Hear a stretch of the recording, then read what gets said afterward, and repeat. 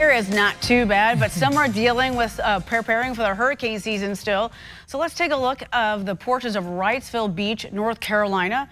They're experiencing some erosion after Hurricane-Erin sent strong waves against the shoreline.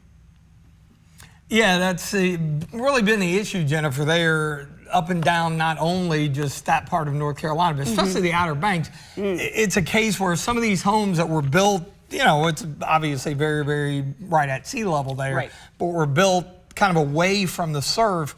Over time, the erosion has finally caught up to them, and literally with Erin, several more collapsed into the ocean. I mean, it's just unfortunately a process, and it didn't even take that much in the way of wind, but you know, just a bit of higher surf will do that. Luckily, that system is moving away from the eastern seaboard.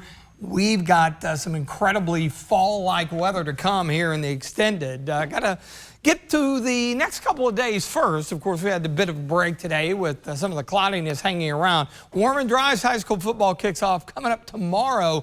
Low-end storm chances late Saturday into Sunday. That's the front that will usher in the feel like that will be more like the end of September instead of the end of August coming up much of next week. Nothing on our Viper radar, so nice and quiet, even though a lot of the day it looked like it was going to rain given that low-level cloud deck, but we are finally starting to see a few breaks in the clouds down to the south. All the rain confined to areas of western North Carolina. Checking out Mount Sterling, Montgomery County, in front of the courthouse there. It's 77. Starting to see a few breaks as mentioned, so a little bit of sunshine here and there, but hey, we'll take it.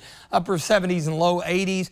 The humidity levels touch higher down south, but a northeast wind pushing in some drier air. High pressure setting over the Great Lakes. That's going to help us out heading into the day on Friday. And there is Erin, the latest on it, rapidly moving away from the east coast of the U.S. here. There's the center. Max wind still at 100 miles per hour, but a northeast movement at 20. That's really, really hauling it, and it's getting it away from, of course, that area that had all the issues in the Outer Banks, but a lot of rip currents and high surf and some breezy conditions in New York up to Boston. Back here at home, looks good this evening. Overnight, we'll start things out mainly mid-60s. Could see a few low 60s where we do clear it out. And then tomorrow afternoon, with some sunshine back around, that's going to boost us up into the upper 80s. So keep that in mind, and can't rule out maybe a stray storm in the mountains of southeastern Kentucky. But overall, as far as week one for high school football, should be good to go.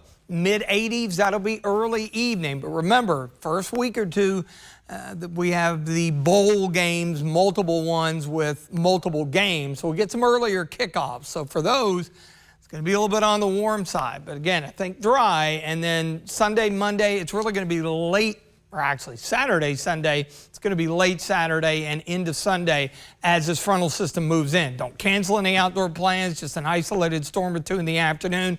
And a lot of what we'll see on Sunday is going to be confined to far southeastern Kentucky.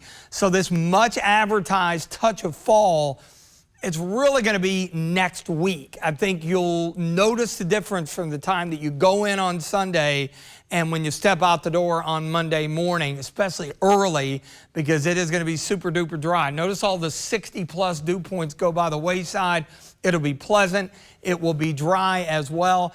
And then high pressure, an unseasonably strong and cool area of Canadian high pressure. It just slowly settles in eastward into the Ohio Valley by the mid part of the week. So this is not going to be a day or two thing. I mean, it's going to last for a while. So it could be much of next week. Look at the drop off in temperatures. Now, while that's a positive, this isn't necessarily. We've got a moderate drought down toward Casey, Pulaski, and Wayne counties there. Due to the fact that we haven't seen that much in the way of widespread rainfall over the last month or so. But we'll enjoy the nice weather. Mostly clear, pleasant tonight, 65, 88 tomorrow, mostly sunny and warm. And the extended forecast here, once we get past the warmer temperatures, that front's going to be like a big giant squeegee and sweep all the humidity out of the area, bring some pleasant conditions, afternoon highs early next week into the upper 70s.